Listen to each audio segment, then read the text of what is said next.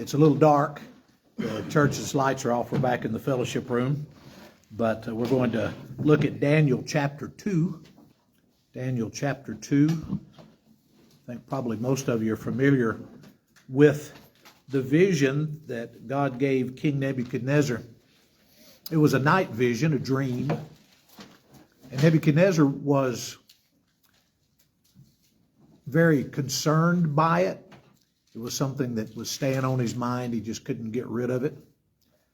And he decided that he would call in his fellows that are supposed to know. And there's actually 4 categories of individuals that are mentioned here. You've got magicians, enchanters, sorcerers, and astrologers that are all called in.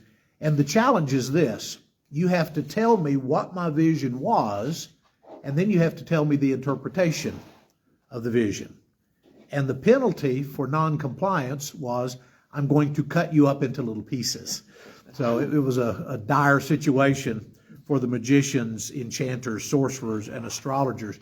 The interesting question for me is, which group were Shadrach, Meshach, and Abednego and Daniel part of? Because they're part of the group that's going to get killed. If somebody doesn't show up and give the right answer soon, then Arioch, who is King Nebuchadnezzar's enforcer, is going to round everybody up and kill them because they can't supply the answer. And of course, the astrologers, the magicians show up and they say, nobody can do this. You know, the only beings that would be able to do this would be gods, and gods don't walk among men, so none of us are qualified. But if you'll tell us what the vision was, we'll give you the interpretation. And Nebuchadnezzar says, no, you're just stalling for time. You can say anything once I give you the dream, but you have to supply the dream and the interpretation. So Daniel and his companions have gone through their training. They're part of the infrastructure in some way. I'm not sure exactly what their job was at the time, but they are also under threat of death if somebody doesn't come up with the answer to this. So go all the way down to verse 17, chapter 2, verse 17. Daniel returned to his house and explained the matter to his friends Hananiah, Mishael, and Azariah, also known as Shadrach, Meshach, and Abednego. He urged them to plead for mercy from the God of heaven concerning this mystery, so that he and his friends might not be executed with the rest of the wise men of Babylon. During the night, the mystery was revealed to Daniel in a vision. Then Daniel praised the God of heaven and said, Praise be to the name of God forever and forever. Wisdom and power are his. He changes times and seasons. He deposes kings and raises up others. He gives wisdom to the wise and knowledge to the discerning. He reveals deep and hidden things. He knows what lies in darkness, and light dwells with him. I thank and praise you, God, of my ancestors. You have given me wisdom and power. You have made known to me what we asked of you. You have made known to me the dream of the king. So Daniel is armed with the information that he needs to save everybody. And I think it's interesting that since they're kind of part of this group of 4 different kinds of wise people, that they're counted in that group, that his giving the answer doesn't just save the 4 of them, it saves all the wise men of Babylon. The problem with that, at least in my eyes, is those guys are a bunch of quacks. Nebuchadnezzar had them figured out when he said, well, if I tell you the dream, you'll just come up with an answer. They didn't have the kind of knowledge or the kind of connection that Daniel did. Look down at 24. Daniel went to Arioch, whom the king had appointed to execute the wise men of Babylon, and said to him, Do not execute the wise men of Babylon. Take me to the king, and I will interpret the dream for him. Arioch took Daniel to the king at once and said, I have found a man among the exiles from Judah who can tell the king what his dream means. The king asked Daniel, also known as Belteshazzar, Are you able to tell me what I saw in my dreams and interpret it? Daniel replied, No wise man, enchanter, magician, or diviner can explain to the king the mystery he has asked about, but there is a God in heaven who reveals mysteries. He has shown King Nebuchadnezzar what will happen in days to come. Your dream and the visions that pass through your mind as you were lying in bed are these. As your majesty was lying there, your mind turned to things to come, and the revealer of mysteries showed you what is going to happen. As for me, this mystery has been revealed to me not because I have greater wisdom than anyone else alive, but so that your majesty may know the interpretation and that you may understand what went through your mind. Your majesty looked, and there before you stood a large statue, an enormous, dazzling statue, awesome in appearance. The head of the statue was made of pure gold. Its chest and arms were of silver, its belly and thighs of bronze, its legs of iron, its feet partly of iron and partly of baked clay. And while you were watching, a rock was cut out, but not by human hands. It struck the statue on its feet of iron and clay and smashed them. The iron, the clay, the bronze, the silver, and the gold were all broken to pieces and became like chaff on a threshing floor in the summer. The wind swept them away without leaving a trace. But the rock that struck the statue became a huge mountain and filled the whole earth. This was the dream, and now we will interpret it for the king. Your Majesty, you are the King of Kings. The God of heaven has given you dominion and power and might and glory. In your hands he has placed all of mankind, the beasts of the fields, the birds in the sky. Wherever they live, he has made you ruler over them all. You are the head of gold. After you, another kingdom will arise, inferior to yours. Next, a third kingdom, one of bronze, will rule over the whole earth. And finally, there will be a fourth kingdom, strong as iron, for iron breaks and smashes everything. And as iron breaks things to pieces, so it will crush and break all the others. Just as you saw that the feet and toes were partly of baked clay and partly of iron, so this will be a divided kingdom. Yet it will have some of the strength of iron in it, even as you saw iron mixed with clay. As the toes were partly iron and partly clay, so this kingdom will be partly strong and partly brittle. And just as you saw the iron mixed with baked clay, so the people will be a mixture and will not remain united any more than iron mixes with clay. In the time of those kings, the God of heaven will set up a kingdom that will never be destroyed, nor will it be left to another people.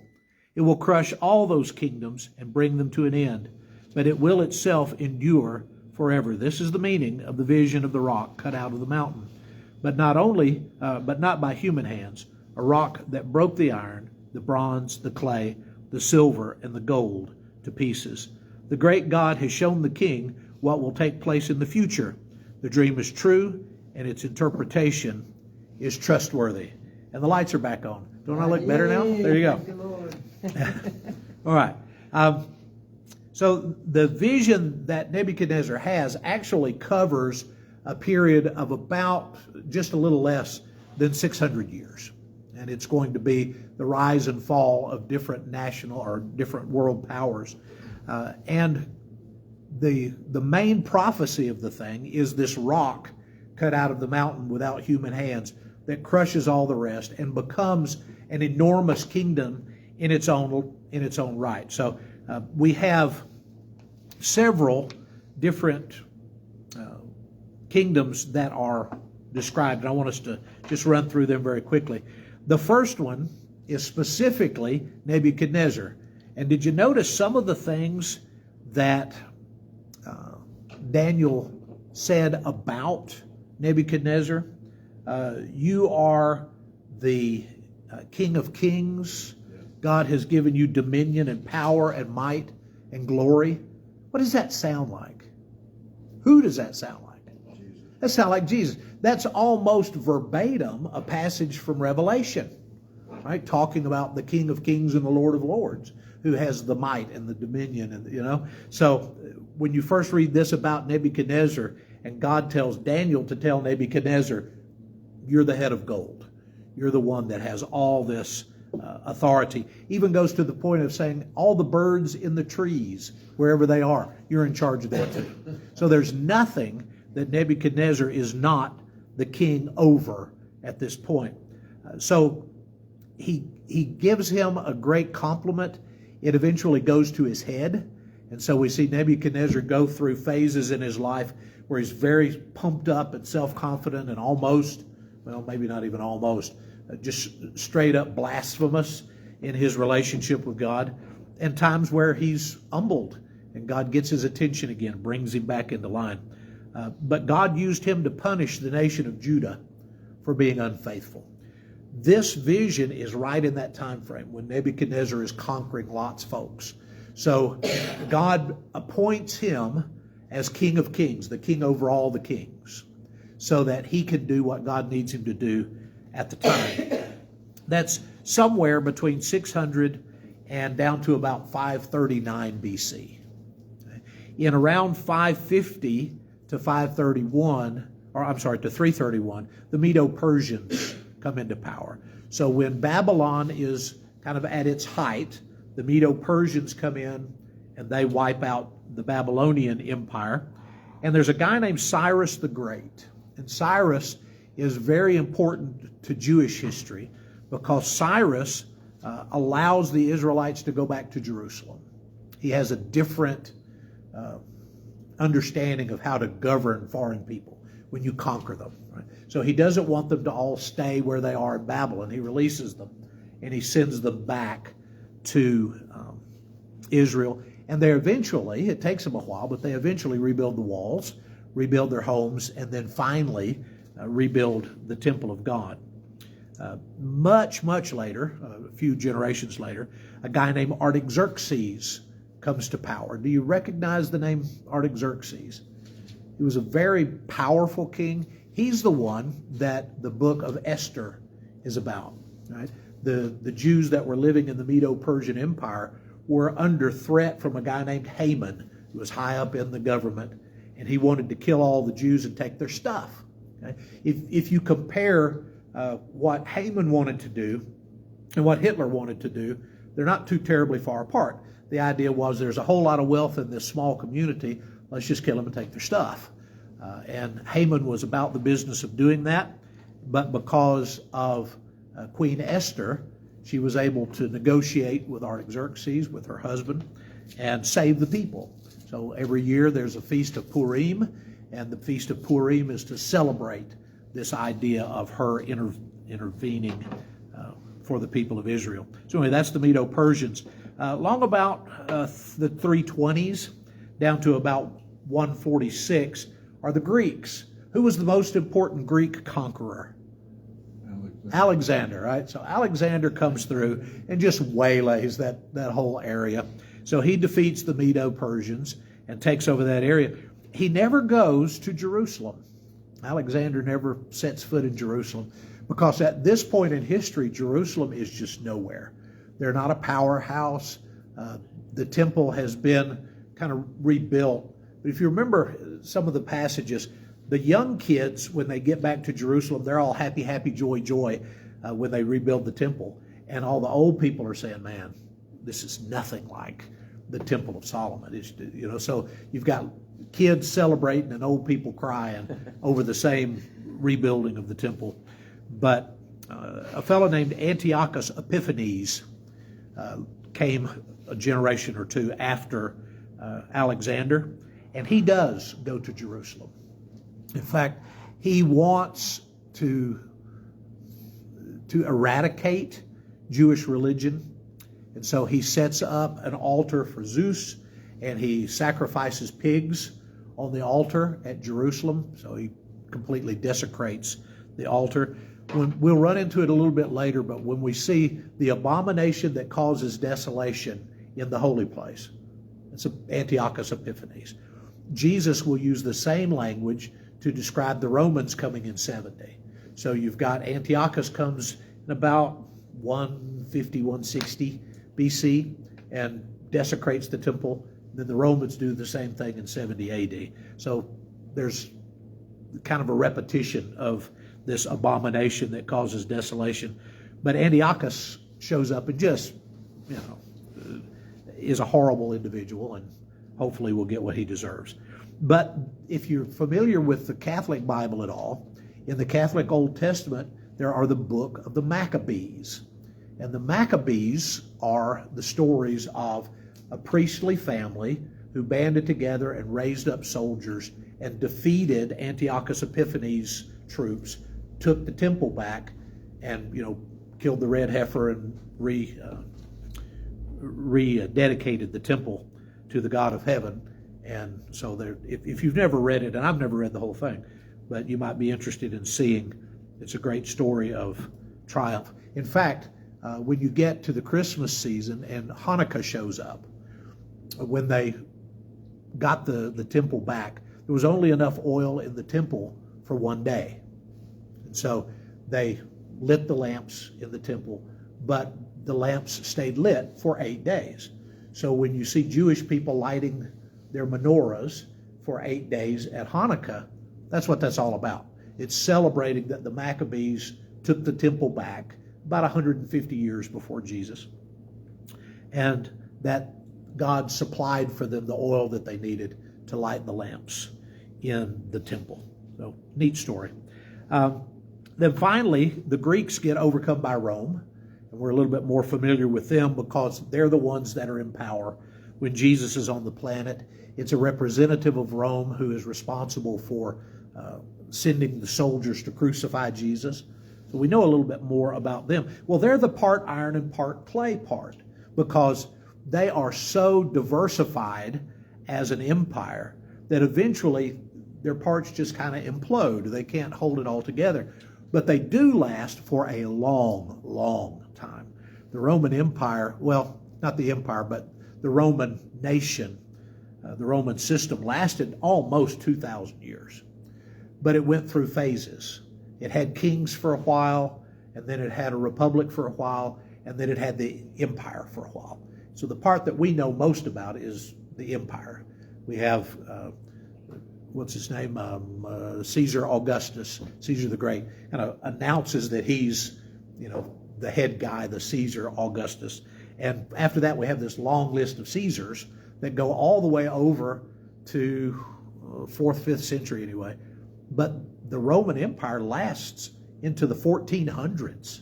They're still around in a small section of them.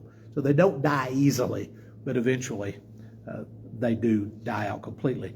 And when you think about the vision that this rock not cut with human hands, talking about the Messiah, comes and runs into the Roman Empire, and the Roman Empire crumbles, and then it keeps rolling, and it rolls over the Greeks, and it rolls over the Medo-Persians, and it rolls over the Babylonians, until they're all just dust in the wind, and the wind on the threshing floor blows the chaff, and it just blows away. That's really where we are, right? 2,000 years later, we think about Rome as an interesting part of history. We think about the Greeks and Greek culture as an interesting part of history. Medo-Persians, we don't think about much. Babylonians, we don't know much about them, most people.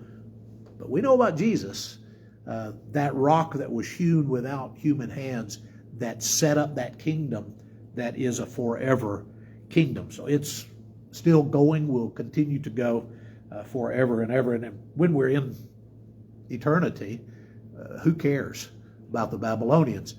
But right at that moment, in that place, in that time, God tells Nebuchadnezzar, you're the king of kings.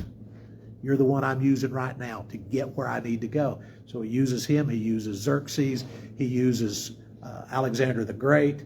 He uses Caesar Augustus. He uses whoever he needs to use to get to the place where Jesus comes and sets up the forever kingdom. Now look down at the very end, verse 46. Daniel receives honor on behalf of God. Right? He's the one that brings the message, gives the interpretation of the vision. And so King Nebuchadnezzar, verse 46, fell prostrate before Daniel, paid him honor, and ordered that an offering and incense be presented to him. Now, I read that one a few times. Did Daniel receive worship from Nebuchadnezzar? Or was Nebuchadnezzar worshiping Daniel's God in Daniel's presence?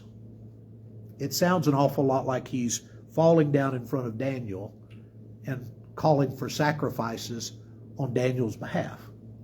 What was it that his groups, his magicians, enchanters, sorcerers, astrologers, what had they told him? There's no human that can do this. Only the gods can do this, and they don't walk among men. Well, all of a sudden Daniel shows up and he says, my God can do this, and I'm his representative, and I'm going to give you the answer. And he does, and all of a sudden Nebuchadnezzar just breaks out in worship. So whether he's worshiping our God on Daniel's behalf or whether he's worshiping Daniel as somehow a representative or a part of God, I'm not sure. But he presented it to him. The king said to Daniel, surely your God is the God of gods, the Lord of kings, the revealer of mysteries, for you are able to reveal this mystery. The king placed Daniel in a high position, and he lavished many gifts on him. He made him ruler over the entire province of Babylon, placed him in charge of all its wise men. So all the guys he just saved, he's their new boss.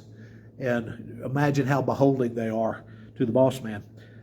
49, moreover, at Daniel's request, the king appointed Shadrach, Meshach, and Abednego administrators over the province of Babylon, while Daniel himself remained at the royal court.